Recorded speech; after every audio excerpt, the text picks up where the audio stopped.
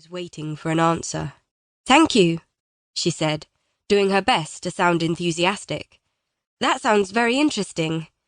It was difficult to give a fitting answer when she wasn't sure what his offer entailed. The editor removed his glasses and rubbed his eyes with the back of his hand in a gesture she had seen before. She stared at the tiny red indents on either side of his nose and waited. Replacing his glasses, he smiled at her. It was a professional smile that lacked any warmth, but a smile nonetheless. Her polite response had clearly been appropriate. "Benoit Laurent is one of our top reporters," the editor told her, still smiling. "He's had years of experience on the job.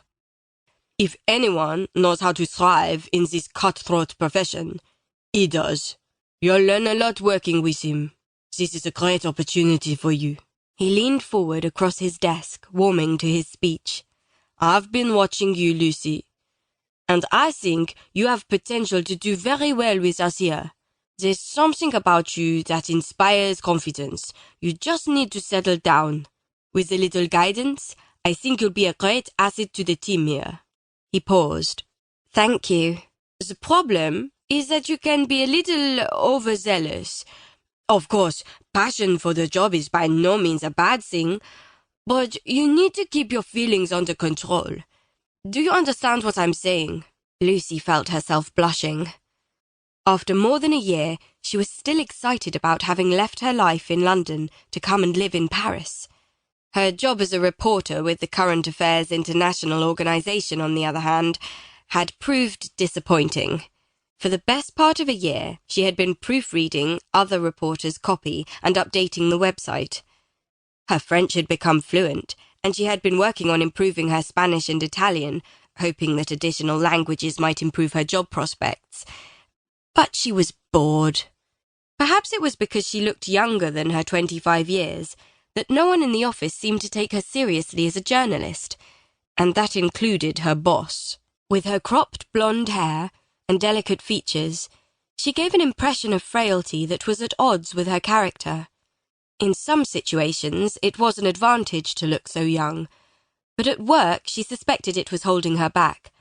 To be fair, she had been lucky to keep her job after pursuing a story 3 months after she had joined the Paris team. With hindsight, she accepted that she had been trying too hard to prove herself to her boss. He had made it clear that she could stay on only if she never attempted to follow another lead without his knowledge. "You can count your blessings I'm not firing you on the spot," he had fumed at her. "I won't have mavericks going around doing their own thing. You nearly got yourself killed." He had grumbled that he was foolish for giving her a second chance. Mumbling her thanks, Lucy had been glad to leave his office and return to her desk.